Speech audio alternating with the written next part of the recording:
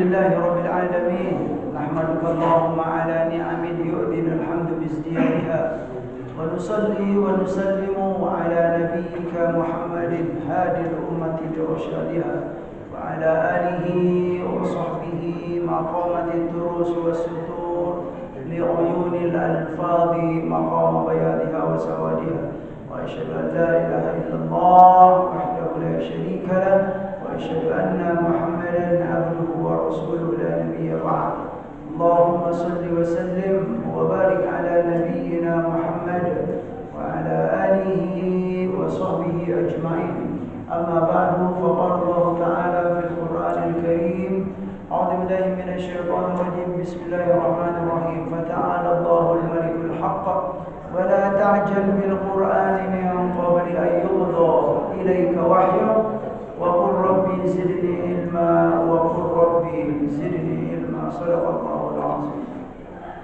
Jemaah salat subuh yang dimuliakan oleh Allah Subhanahu wa taala, mari kita meningkatkan ketakwaan dan rasa syukur kehadiran Allah Subhanahu wa taala atas segala nikmat yang telah dikaruniakannya kepada kita, kepada kedua orang tua kita dan kepada seluruh hamba yang kita sayangi dalam hidup ini. Rabbi auzi'ni an ashkura ni'mataka allati an'amta 'alayya wa 'ala walidayya wa an a'mala salihan tardah wa adkhilni bi rahmatika fi ibadikas salihin. Salawat dan salam semoga selalu disampaikan oleh Allah kepada baginda Nabi Muhammad sallallahu alaihi wasallam. Allahumma shalli wa sallim wa barik ala nabiyyina Muhammad wa ala alihi wa sahbihi ajma'in. Alhamdulillah, hari ini kita bisa bertemu kembali untuk melanjutkan kajian kita, yaitu pembacaan kitab Riyadhus Shalihin min kalami Sayyidil Mursalin, kitab yang populer. Mungkin sebagian kita belum pernah mendengar ya, komentar dari para ulama. Jadi kitab Riyadhus Shalihin ini termasuk atau bisa dikatakan kitab yang nomor 1, Pak. Kitab hadis yang paling dianjurkan untuk dibaca pada kaum muslimin dan kaum muslimah. Karena dia bukan seperti misalnya bukan seperti Sahih Bukhari, Sahih Muslim. Ya, kalau Sahih Bukhari, Sahih Muslim itu kitab sumber gitu Pak ya. Tapi kalau ini dia bahasanya tidak itu dia istilahnya tidak terlalu berat-berat, tetapi penting-penting. Ya. Jadi kitab Riyadhus Shalihin ini ya sebenarnya Imam An-Nawawi itu mengumpulkan hadis-hadis yang menurut beliau penting. Dari mana hadis-hadis itu beliau kumpulkan? Dari Sahih Bukhari gitu Pak ya, dari Sahih Muslim, dari Sunan Abi Dawud, gitu dia dikumpulkannya. Terkumpullah menjadi satu kitab begini, gitu loh. Dan itu sangat bermanfaat bagi kita. Kenapa? Jadi begini ya, kitab hadis itu jamaah sekalian, dia satu permasalahan misalnya bab wudu. Dalam Sahih Bukhari misalnya Pak ya, ini biar kita dapat gambaran. Dalam Sahih Bukhari misalnya hadis tentang berwudu itu misalnya 35, gitu loh Pak. Dalam Sahih Muslim misalnya 70, gitu loh, hadis tentang wudu saja. Nah, jadi para ulama beliau punya punya inisiatif, punya ide yang baik. Dari sekian banyak hadis, misalnya dalam Sahih Bukhari misalnya ada 30 hadis tentang wudu. Dan 30 hadis itu Pak, dia hadis 1, hadis kedua, hadis ketiga itu dia mirip-mirip. Maknanya mirip tetapi redaksinya berbeda-beda. Jadi dipikirkan oleh para ulama, sepertinya ini harus disimpulkan saja dari 30 itu ya, diambil saja 3 hadis. Dengan membaca 3 hadis itu kita insya Allah akan paham ya. Nyambung semua dari 30 hadis. Nah, begitulah. Misalnya dari 30 hadis itu dikumpulkan oleh para ulama dalam satu buku 3 hadis saja. Dari Sahih Bukhari bab tentang wudu 3 hadis. Sahih Muslim yang semulanya 70 diambil 7 saja. Jadi ringkasan-ringkasan. Dan itu sangatlah membantu kita untuk memahami dan memudahkan. Makanya kata para ulama, kitab hadis itu kan tebal-tebal. Makanya saran para ulama itu kalau kita bagi pemula-pemula yang ingin mengkaji hadis Nabi, yang ingin mendengar hadis Nabi, itu tidak dianjurkan. Ya misalnya kitab baru-baru mulai nih Pak, tertarik dengan hadis-hadis Nabi, langsung membaca kitab Sahih Bukhari. Itu kurang dianjurkan, cara yang kurang dianjurkan. Kenapa? Karena bagi kita pemula itu berat, gitu loh Pak. Berat. Caranya bagaimana? Kita lihat dalam sejarah itu memang sudah disediakan oleh para ulama. Sahih Bukhari itu Pak Ibu, itu dia ada mukhtasornya. Yang semulanya segini gitu kan, dikumpulkan oleh para ulama jadi kecil aja gitu. Gitu dia, diringkas. Bacalah ringkas ini. Ringkasan itu sangat dianjurkan bagi kita pemula, bukan yang langsung Sahih Bukhari ya. Aku langsung pengen baca Sahih Bukhari gitu kan. Ya kewalahan gitu loh, karena kita baru-baru pemula. Begitu juga dengan Sahih Muslim, sudah disediakan oleh para ulama ringkasannya Pak. Itu dianjurkan. Agar apa? Agar memudahkan kita untuk mempelajari dan kita senang untuk belajar hadis Nabi SAW. Begitu juga dengan kitab Riyadhus Shalihin dan kitab-kitab yang lain. Ini adalah ringkasan yang dikumpulkan oleh Imam An-Nawawi rahimahullah, yang di Muqaddimah itu seperti yang sudah kita bacakan di awal-awal dulu, beliau itu pengen sekali memudahkan memberi jalan kemudahan kepada kaum muslimin kaum muslimah semoga bermanfaat kata beliau. Bahkan di Muqaddimah itu, tolong jangan lupa kalau baca kitab Riyadhus Shalihin ini doakan aku kata beliau. Iya Pak, Masya Allah. Dan kedua orang tuaku, dan doakan guru-guruku kata beliau. Beliau berpesan di Muqaddimah itu. Pengen sekali diberi oleh Allah ilmu yang bermanfaat. Begitu sedikit Muqaddimah yang rasanya penting untuk kami sampaikan. Baiklah, kitab Riyadhus Shalihin min kalami Sayyidil Mursalin, kita masih berada dalam bab as-sabr, babus sabri ya. Hadisnya banyak ya. Dalam kitab ini paling berapa hadis? Dalam kitab Riyadhus Shalihin bab tentang sabar itu ada sekitar 29 hadis Pak. Gitu loh. 29 hadis ini kalau kita rujuk ke kitab sumbernya itu tadi ya, seperti yang saya sampaikan, Sahih Bukhari itu mungkin puluhan hadis. Di Sahih Muslim puluhan hadis tentang sabar ini saja ya. Ibnu Majah, Nasa'i ya, Abu Daud dan Tirmizi puluhan-puluhan. Tahu-tahu dalam kitab Riyadhus Shalihin dikumpulkan oleh beliau ini hanya ada sekitar 29 hadis tentang sabar. Dan berarti ini apa nih Pak? Hadis-hadis penting. Menurut siapa? Menurut Imam An-Nawawi. Tidak percayakah kita dengan beliau? Gitu loh. Ya, beliau ini Pak, kalau kita melihat dalam sejarah gitu kan, termasuk seorang ulama yang yang jarang dicela oleh ulama-ulama lain. Gitu loh. Masuk dicela itu apapun backgroundnya gitu kan. Mau kelompok ini, kelompok itu, kelompok ini gitu kan. Biasanya mereka kalau dihadapkan dengan Imam An-Nawawi ini, oh iya gitu kan. Kebanyakan mereka setuju semua gitu.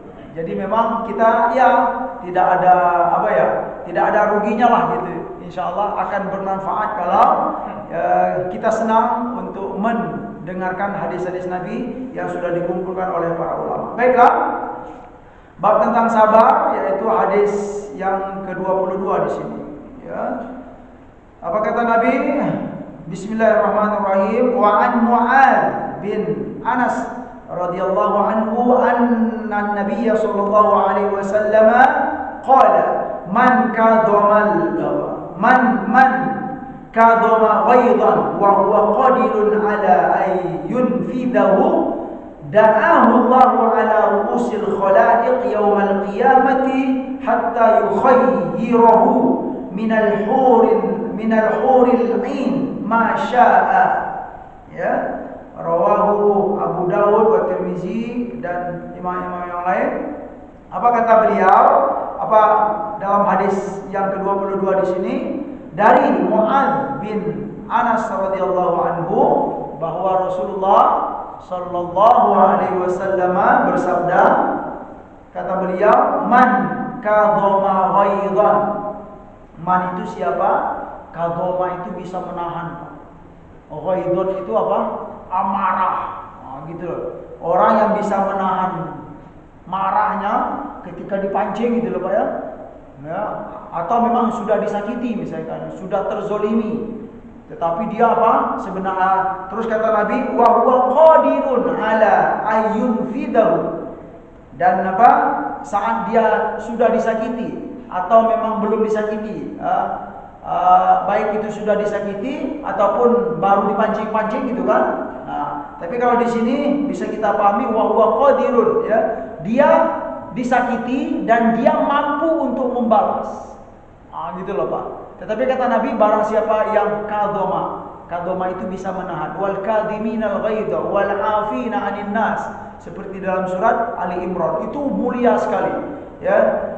Dia seseorang disakiti, kemudian dia itu mampu untuk membalas, tetapi dia nahan diri Pak.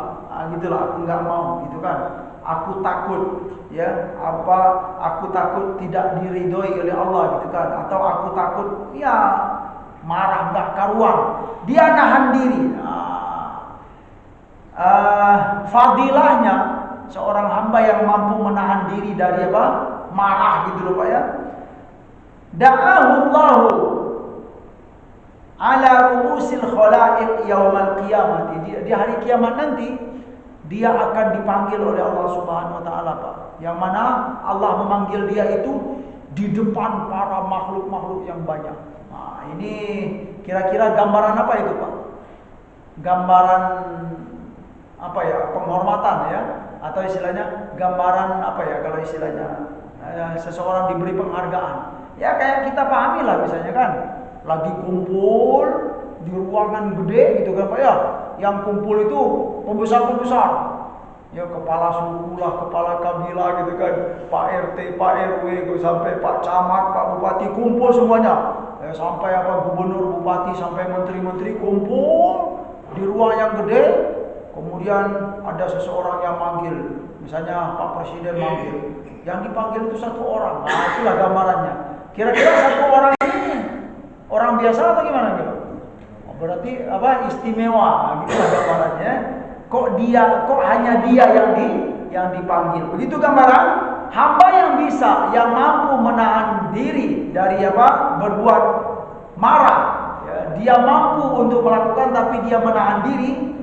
Di akhirat nanti dia akan dipanggil oleh Allah Subhanahu wa taala di depan para makhluk-makhluk yang banyak. Artinya apa? Dia itu akan dimuliakan oleh Allah Subhanahu wa taala. Allah akan beri penghargaan kepada dia di hari kiamat. Sampai-sampai ya, selain dari diberi penghargaan tersebut, hatta yukhayyiruhu, ya, dia dikasih pilihan. Nah, pilihannya apa? Ya kalau kita boleh kasih contoh seperti dalam pertemuan tadi, misalnya dia dikasih hadiah gitu kan. Setelah dipanggil namanya, sini Bapak gitu kan. Ini hadiah untuk Bapak. Nah, kalau dalam hadis ini siapa?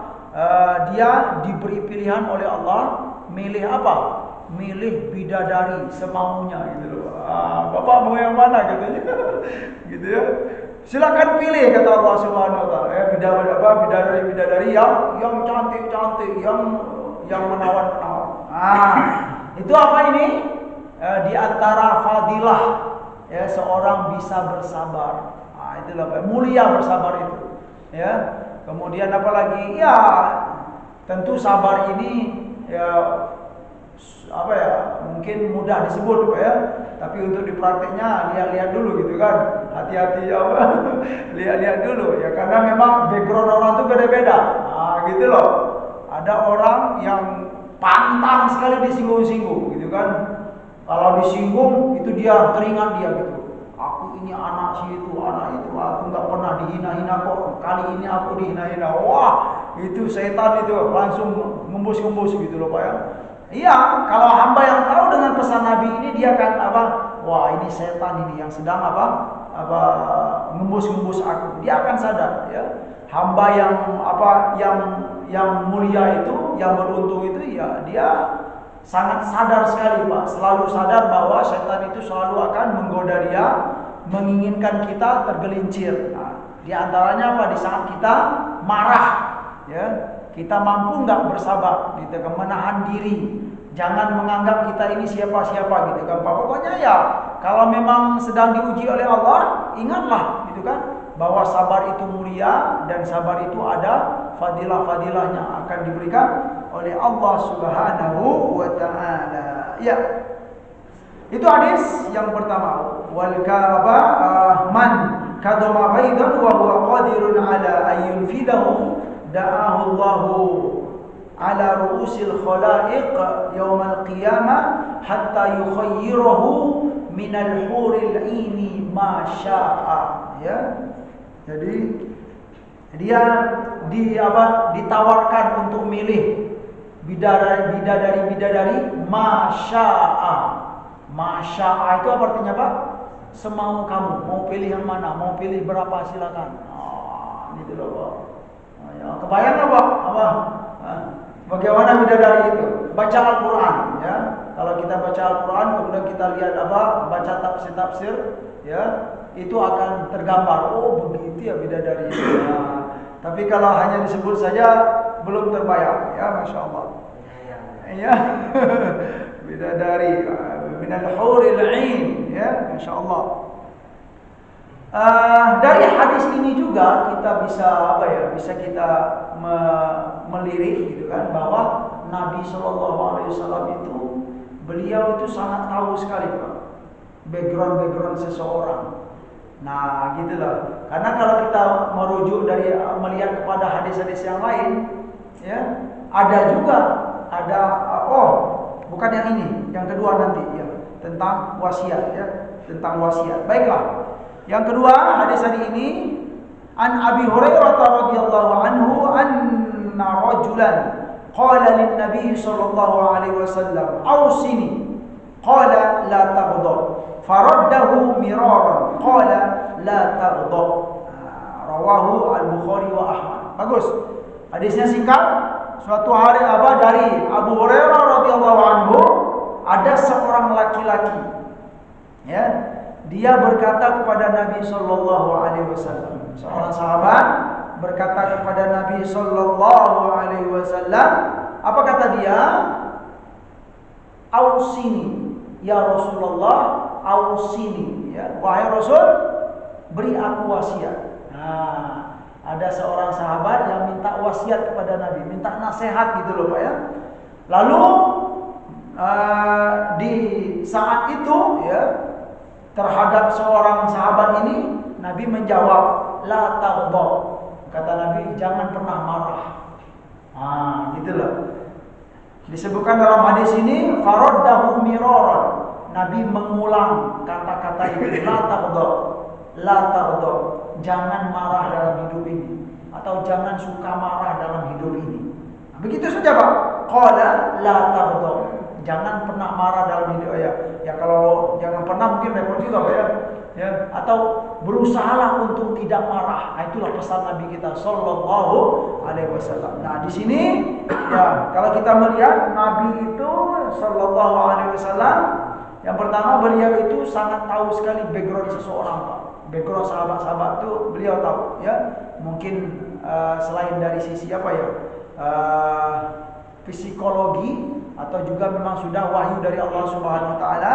Jadi kalau ada seseorang yang bertanya, Pak, Nabi itu tahu bahwa sudah merasakan ini orang ini sepertinya apa gitu loh Pak ya, pemarah. Nah, ya karena kita melihat banyak juga di hadis-hadis yang lain, ada seseorang yang datang kepada Nabi, tolong kasih aku nasihat dong.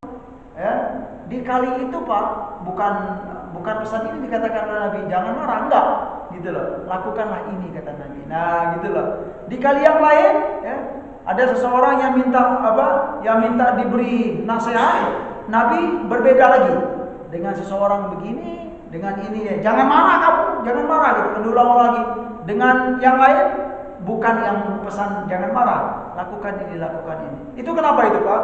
Ya kalau kita melihat Nabi SAW itu orang yang paling kenal sekali, yang paling perhatian sekali dengan background seseorang. Nggak bisa disamakan. Itu hebatnya Nabi kita Sallallahu Alaihi Wasallam. Dari sini ya kita pun juga dapat pelajaran Pak. Jadi kalau kita untuk berbicara kepada seseorang kita dianjurkan untuk melihat melihat background seseorang tersebut. Apalagi kalau memang kita sudah kenal bapak ini backgroundnya ini gitu kan. Ya tentu harus disesuaikan ya. Jangan disamakan semua orang itu gitu kan. Ada hal-hal yang bagi seseorang ini cocok ya. Pembicaraan yang kita sampaikan cocok bagi dia, bagi yang lain pun belum tentu cocok. Jadi harus diperhatikan background atau latar belakang seseorang yang kita ajak bicara tersebut. Itulah yang dicontohkan oleh Nabi Sallallahu Alaihi Wasallam.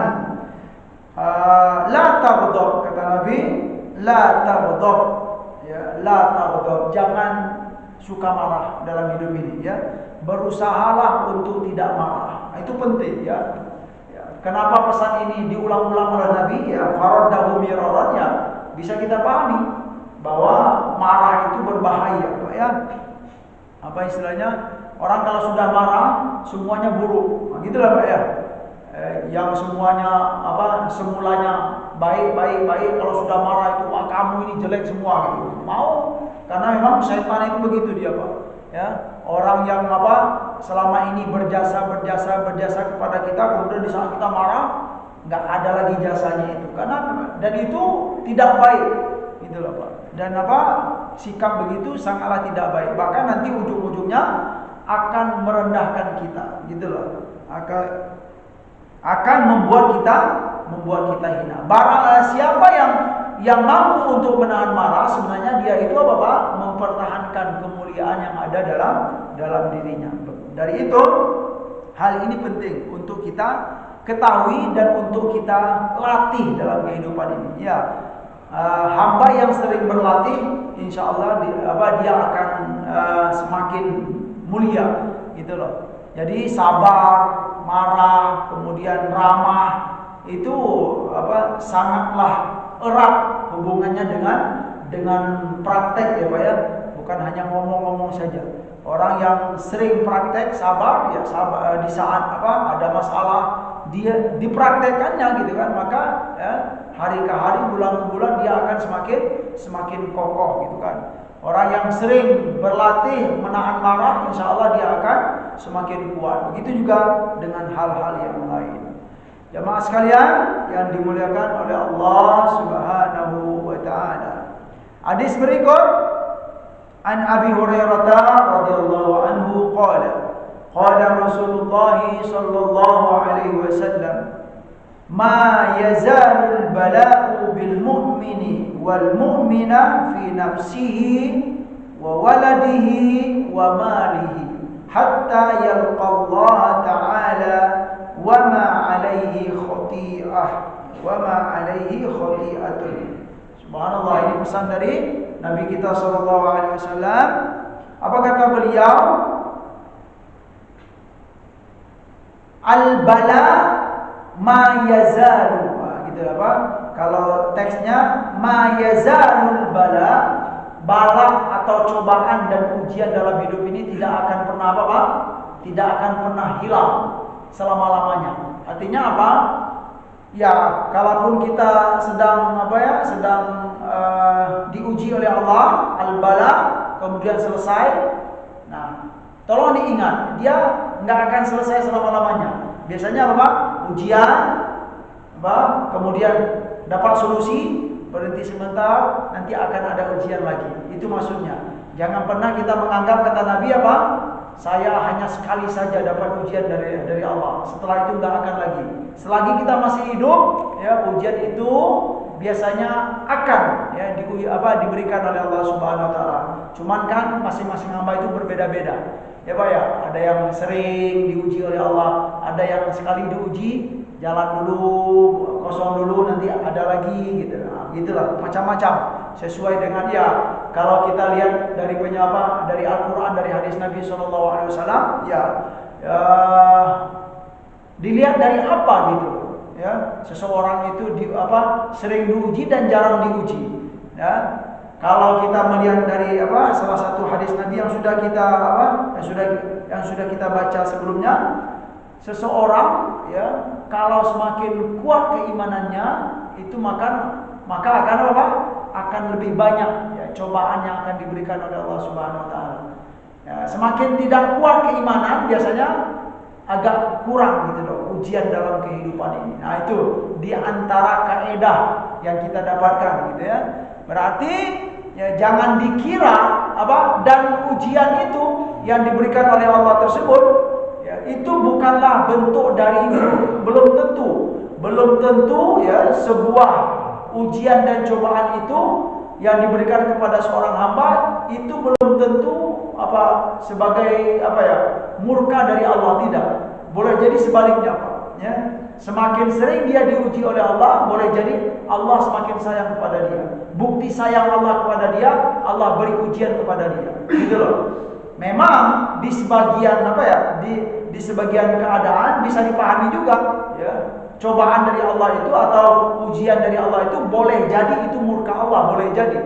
Tetapi itu tidak selamanya murka Allah. Boleh jadi karena perhatian Allah kepada seorang hamba, Allah sering menguji dia. Begitu. Jemaah sekalian yang dimuliakan oleh Allah Subhanahu wa taala, ma yazalul bala'u bil mu'mini wal mu'minah. Ya, bala itu akan selalu diberikan oleh Allah kepada seorang mukmin dan mukminah. Kepada siapa? Fi nafsihi, untuk dirinya pribadi. Wa waladihi, boleh jadi ya bala itu atau cobaan itu diberikan kepada siapa? Wa waladihi, anaknya ya. Wa malihi, boleh jadi terjadi pada harta seorang hamba ya, baik kepada diri hamba, baik kepada anak keturunan hamba tersebut, dan juga boleh jadi ya bala itu akan diberikan oleh Allah kepada hartanya. Sampai kapan? Nah ini dia. Sampai kapan? Hatta yalqallaha, sampai seorang hamba itu akan berjumpa kepada Allah, atau sampai dia wafat, barulah bala dan cobaan itu akan habis. Ya, betul. Ya, ada istilah masalah hidup ini nggak akan selesai Pak. Gitu loh. Sampai kapan selesai masalah ini Pak? Hah? Kapan selesai? Sampai kapan masalah dalam hidup ini selesai? Jawabannya apa? Sampai wafat. Kalau sudah wafat baru nggak ada lagi masalah dalam hidup ini. Betul ya, inilah dari hadis Nabi SAW. Ya, ujian itu pasti akan ada, cuman berbeda-beda volumenya saja. Ya, sampai kapan? Ya, hatta yalqallaha, sampai seorang hamba itu dia berjumpa dengan Allah, sampai dia wafat. Kalau sudah wafat barulah selesai ya masalah dalam hidup ini. Ya, tapi jangan dikira untuk kedepannya mati itu nggak ada lagi masalah. Ya, hati-hati juga ya. Kalau dalam Islam ya keyakinan kita mati itu bukan bukan akhir dari segalanya. Bahkan mati itu, wafat itu adalah awal dari langkah berikutnya. Dari itu seorang muslim dan muslimah, mukmin mukminah ya berbuat atau bersikap selama dalam hidup ini hati-hati gitu kan. Ya, apa yang kita lakukan saat ini itu akan diteruskan nantinya ya ke alam akhirat. Semuanya akan diminta pertanggungjawaban oleh Allah Subhanahu wa taala. Hatta yaqallah, sampai dia meninggal. Jadi ditutup oleh Nabi sallallahu alaihi wasallam, wa ma alaihi khati'atun. Jadi seorang hamba itu akan diberi cobaan selalu oleh Allah Subhanahu wa taala sampai dia meninggal. Artinya apa? Allah itu menginginkan ya untuk memberi dia cobaan agar dia bersabar. Kemudian kata Nabi, wa ma alaihi khati'atun.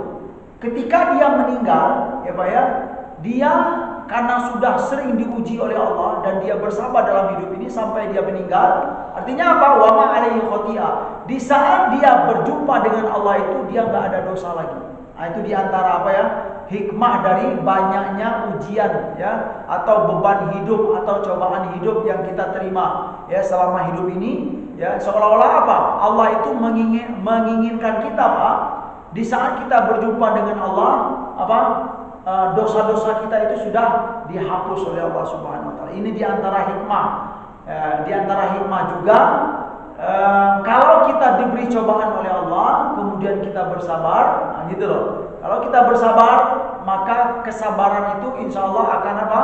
Menjadi penghapus dosa-dosa kita dan kelalaian-kelalaian kita. Dihapuslah dosa kita, lalu di saat kita berjumpa dengan Allah Subhanahu wa taala, wa ma alaihi khoti'atun, kata Nabi. Seorang hamba itu dia tidak punya dosa lagi saat bertemu dengan Allah Subhanahu wa taala. Justru sebaliknya, ya, kalau seorang hamba tidak pernah diuji oleh Allah atau jarang diuji oleh Allah, dengan jarangnya diuji oleh Allah, hamba ini lalai misalnya Pak, senang sekali berbuat dosa, ya Pak ya, lalu meninggal. Nah, di saat itu gimana itu Pak? Pastilah ya dia berjumpa dengan Allah itu dengan apa? Dengan banyak membawa dosa, karena dia tidak apa jarang diuji oleh Allah, atau ya begitulah. Jadi hadis ini menyampaikan apa? Memberi pelajaran kepada kita di antara hikmah ya diberinya cobaan oleh Allah dalam hidup ini, kemudian kita bersabar, itu adalah sebagai penggugur dosa ya, sebagai penggugur kesalahan-kesalahan kita.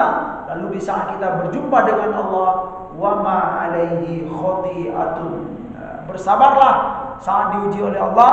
Insya Allah kesabaran itu akan berbuah manis, akan apa ya menjadi sebuah kemuliaan bagi kita. Baik jemaah sekalian, mungkin satu hadis lagi dan tentang sabar ini ya, kita sudah sering mendengarkan firman Allah Subhanahu wa taala seperti dalam surat Al-Baqarah, a'udzubillahi minasyaitonir rajim, wa lanabluwannakum bisyai'in minal khaufi wal ju'i wa naqsin minal amwali wal anfusi wath thamarat wa basyiris sabirin alladzina idza asabatuhum musibatun qalu inna lillahi wa inna ilaihi raji'un ya. Wa lanabluwannakum, nah, itu dia, kami pasti akan menguji kamu, kata Allah. Itu dalam ayat ya. Kalau dalam hadis Nabi tadi apa Pak? Ma yazalul bala'u ya bil mu'mini wal mu'minah fi nafsihi wa waladihi wa malihi hatta yalqallah ya. Cobaan dalam hidup itu pasti akan ada sampai kita meninggal, gitu loh. Nah, dalam firman Allah, walanabluwannakum, kami pasti akan memberi cobaan kepada kalian, bisyai'in minal khauf ya, khawatir dalam hidup ini, kemudian kelaparan ya, kurang harta ya, pokoknya berpisah dengan orang-orang yang kita cintai, itu cobaan dari Allah Subhanahu wa taala ya. Kurang harta, kurang kalau di bidang pertanian ya, peceklik segala macam, itu cobaan Pak ya. Nah, gitu loh. Kebun tidak berbuah ya, padi rusak semuanya, berhektar-hektar, itu cobaan. Tapi kata Allah, wa basyiris sabirin ya, dan beri kabar gembiralah kepada hamba-hamba yang sabar. Nah, itu dia. Ya, karena tidak ada yang sia-sia kalau kita berjalan sesuai dengan arahan Allah dan Rasulullah Sallallahu Alaihi Wasallam. Di saat kita diuji, dapat kesusahan hidup, maka bersabarlah. Hamba yang bersabar, dia tidak akan pernah rugi, Pak. Dia tidak akan kehilangan kebaikan dan kemuliaan. Pasti akan diberikan oleh Allah Subhanahu wa taala. Itu tentang sabar. Satu hadis lagi insyaallah. Wa 'an Ibnu Abbas radhiyallahu anhu qala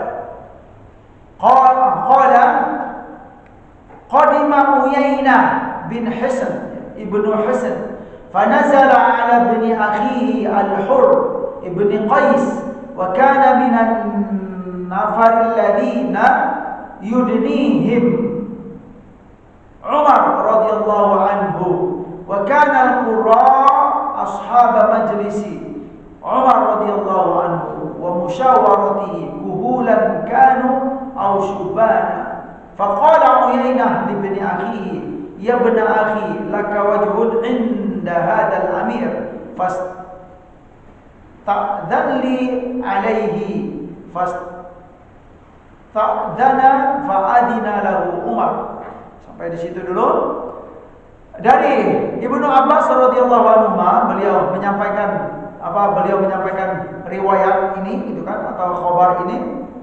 Qala suatu hari ada seorang sahabat yang bernama Uyainah bin Hisn. Dia datang ke suatu tempat lalu dia singgah ke rumah siapa? Ke rumah anak saudaranya yaitu Al-Hur bin Qais. Jadi ada sahabat yang bernama Uyainah, dia mampir ke rumah siapa Pak?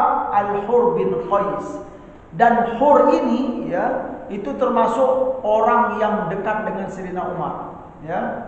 Hur bin Qais ini orang yang dekat dengan Sayyidina Umar, orang pilihan Sayyidina Umar juga, ya. Wa kana al-qurra ashaba majlisi Umar radhiyallahu anhu. Beliau ini Al-Hur ini orang terdekat Sayyidina Umar, orang yang suka diajak untuk bermusyawarah, juga qurra ya. Qurra itu senang baca Al-Qur'an, mahir baca Al-Qur'an atau banyak mengerti tentang Al-Qur'an, ya. Kemudian apa? Lalu ya Uyainah berkata kepada Al-Hur ini, "Ya bena akhi, wahai anak saudaraku, aku melihat kamu punya posisi dalam pandangan Sayyidina Umar," kata beliau. Itu artinya apa? Kamu itu adalah orang yang dekat dengan Sayyidina Umar. Tolong kata Uyainah ini kepada Hur, tolong minta izin aku kepada Sayyidina Umar. Artinya apa? Beliau ini ingin bicara, Pak. Lalu Al-Hur pun karena dia dekat dengan Sayyidina Umar minta izin, lalu Sayyidina Umar pun juga ngasih izin. Kesini kata Sayyidina Umar, silakan kalau mau bertemu dengan aku. Dikira gitu loh Pak ya, bertemu itu mau ngomong-ngomong baik-baik gitu kan, ngomong baik-baik. Tahu-tahu Pak, ketika dia berjumpa dengan Sayyidina Umar, falamma dakhala, ketika berjumpa, dakhala itu bermakna masuk ya ke rumah Sayyidina Umar atau berjumpa sajalah kita pahami. Dia berkata, "Hiya benar Khattab." Jadi dia tuh kayak bentak gitu loh Pak, ngomong yang tidak baik ya. Ya benar Khattab. Hei, itu kan benar Khattab, Sayyidina Umar. Fa wallahi kata dia gitu Pak, ma tu'tinal jazla wa la tahkumu fina bil adl. Dia ketika jumpa dengan Sayyidina Umar itu bukan ngomong baik-baik. Ternyata yang dia sampaikan demi Allah katanya kan. Ibn al-Khattab, demi Allah. Ya. Kamu itu tidak memberi kami hak yang sewajarnya, gitu loh. Dan kamu tidak berbuat adil kepada kami. Amirul Mukminin Pak, digituin, ya. Padahal dalam sejarah Sayyidina Umar itu termasuk apa Pak? Ya, sahabat Nabi yang paling dikenal dengan apa? Keadilan. Yang adil. Itulah Sayyidina Umar bin Khattab. Yang adil kemudian yang tegas. Ya Pak ya? Halal haram, kalau yang benar itu dibela, kalau yang tidak benar itu tidak dibela. Itulah di antara kelebihan Sayyidina Umar bin Khattab. Tahu-tahu ini pernah terjadi, si Uyainah ini ngomong depan Sayyidina Umar, kamu itu enggak benar ngasih jatah begitu loh Pak ya. Dan kamu tidak berbuat adil kepada kami. Lalu Sayyidina Umar gitu kan, orang Amirul Mukminin dan orang gede juga gitu kan. Faghadiba Umar. Dalam riwayat ini dikatakan lalu Sayyidina Umar marah Pak. Ghadiba itu agak gitu loh, marah dikit. Iyalah, gitu kan digituin siapa dia gitu kan. Nah, faghadiba Umar radhiyallahu anhu, lalu Sayyidina Umar sedikit marah lah gitu ya. Hatta hamma ayyuqi abi. Sampai Sayyidina Umar itu pengen menghantam dia gitu loh. menghantam siapa? Uyainah itu.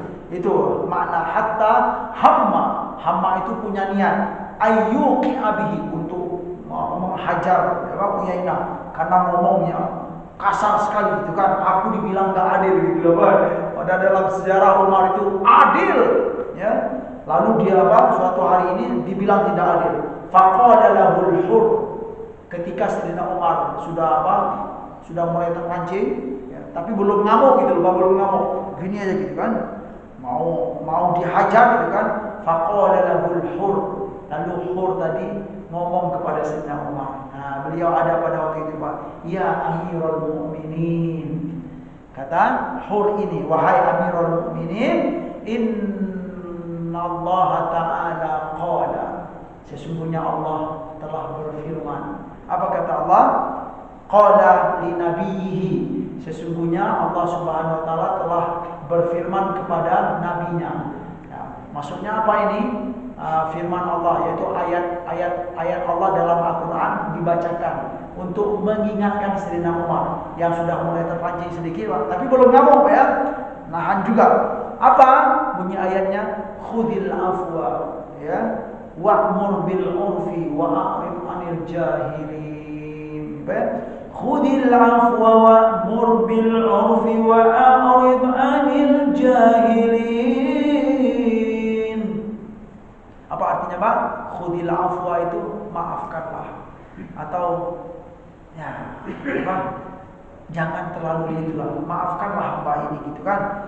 Wa'mur bil urfi ya. Wa'mur bil urfi itu apa istilahnya, kita dalam mengambil hukum itu diperbolehkan memperhatikan adat istiadat dalam suatu negeri juga, itu diperbolehkan Pak. Ini dalil dalil tentang sumber hukum, yaitu bersumber dengan adat istiadat atau kebiasaan di suatu negeri, itu diperbolehkan. Ada bahasanya dalam ilmu usul fikih ya, al-urf.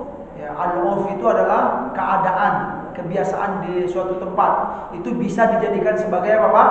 Sebagai landasan hukum ya. Tetapi memang tidak semua madhab yang pakai ini. Ada memang dengan diperbolehkan.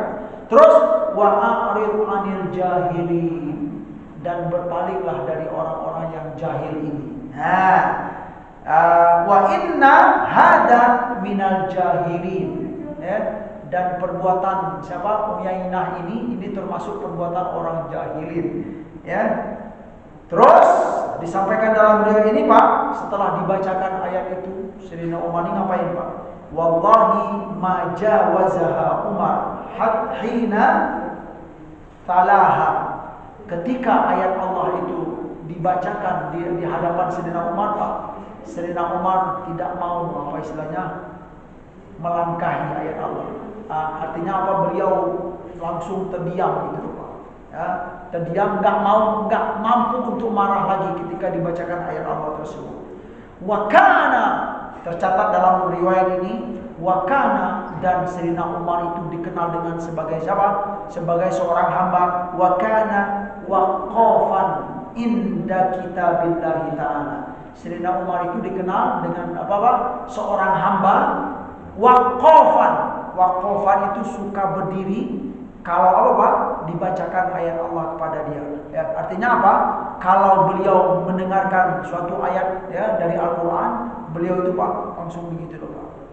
Nah, artinya apa? Langsung apa ya? Itulah ya di antara gambaran pribadi Sayyidina Umar ini. Enggak mau misalnya melangkahi gitu kan. Jadilah pemaaf kata Allah. Dia akan berusaha untuk apa? Menjadi hamba yang pemaaf. Berarti ini apa? Ya kita dapatkan dengan jelas sekali Pak. Kalau kita bawa dalam kehidupan kita Pak, ada seorang yang biasa-biasa, gitu kan? Kemudian ada orang yang terpandang. Nah, inilah gambarannya ya. Uyainah ini orang biasa. Kemudian dia ngomong kasar kepada siapa Pak? Orang yang terpandang. Oh, kalau terjadi di kita gimana itu Pak? Habis kamu gitu kan? Siapa kamu gitu kan? Aku habisi kamu gitu. Enggak tahu kamu siapa aku gitu kan? Begitulah. Ya, boleh jadi ya, itu terjadi. Tetapi ya kalau kita lihat Sayyidina Umar pun ketika itu mau marah gitu loh Pak. Wajar wajar sekali beliau mau marah. Tetapi saat beliau mau marah itu dibacakan ayat Allah, khudil afwa wa'mur bil urfi wa a'rid 'anil jahilin. Maafkanlah dia, gitu kan? Ya, kemudian apa? Kita berpalinglah dari orang-orang yang jahil. Artinya apa? Perbuatan si siapa? Uyainah bin Husain itu termasuk bisa dianggap sebagai perbuatan orang jahilin. Jangan diambil apa istilahnya, diambil hati lah gitu, berpalinglah. Lalu Sayyidina Umar pun juga berpaling ya karena beliau membaca ayat Allah. Dari sini juga jamaah sekalian, ya kita juga dianjurkan ternyata membaca Al-Qur'an itu bukan hanya cukup hanya membaca saja, Pak. Syukur alhamdulillah. Ya saya nggak mau mengatakan orang baca Al-Qur'an kemudian belum paham artinya, itu tidak baik. Bagus ya, baca sajalah dulu nggak apa-apa. Tetapi memang perlu kita ketahui ya, ternyata setelah kita rajin baca Al-Qur'an itu ya, alhamdulillah, syukur. Ya, kalau memang kita sudah rajin baca Al-Qur'an, tapi kalau bisa kita melangkah ke tahap berikutnya, Pak. Bukan hanya membaca saja. Ya, mulailah untuk apa? Memahami makna-makna yang ada dalam Al-Quran. Setelah memahami, kita mencoba untuk mengamalkan apa yang kita baca tersebut. Karena dengan cara begitulah, insya Allah kita akan mendapatkan manfaat dari Al-Quran tersebut. Gitu loh, Pak. Kalau nggak begitu, ya hanya baca saja. Baca saja ya. Kalau kita merujuk kepada hadis Nabi, dapat pahalanya dari mana? Dari baca huruf. Ya, alhamdulillah. Baca huruf Al-Quran itu 1 dapat 10, 3 huruf dapat 30, alhamdulillah. Tapi kalau yang lebih bagusnya lagi, ya kita mulailah untuk melangkah ke tahap berikutnya. Ya, saat kita baca satu ayat, mencoba untuk apalah makna dalam ayat ini. Gitu loh.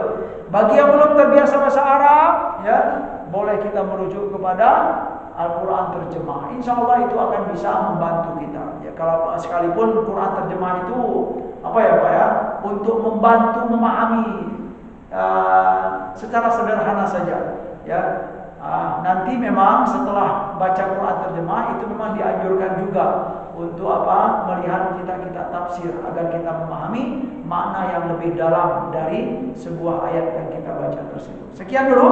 Alhamdulillah. Semoga apa yang kita dengarkan dari hadis Nabi dan kisah-kisah para sahabat bermanfaat, terutama bagi kami yang menyampaikan dan buat kita semua yang mendengarkan. Bagi yang mau bertanya atau yang mau menanggapi, dipersilakan. Kalau tidak ada kita tutup Pak ya. Masya Allah, ini apa, jamaah sudah ngantuk karena perjuangannya sudah dari malam tadi gitu. Ya saya juga sangat memaklumi, insya Allah.